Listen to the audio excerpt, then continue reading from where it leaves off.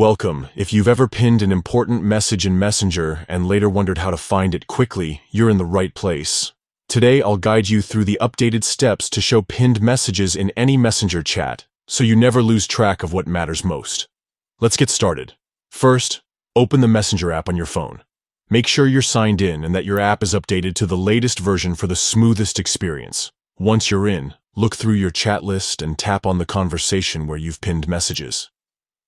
This could be a chat with a friend, a family group, or even a work thread.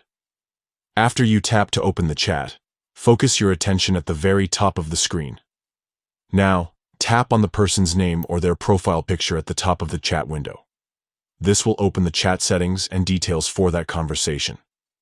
You'll see options like media, nicknames, and more. Scroll down through these options until you spot the section labeled Pinned Messages. Tap on it. Instantly, you'll see a list of all the messages you've pinned in this chat. Each pinned message will appear here, making it simple to revisit important notes, reminders, or shared links without scrolling endlessly through your conversation history.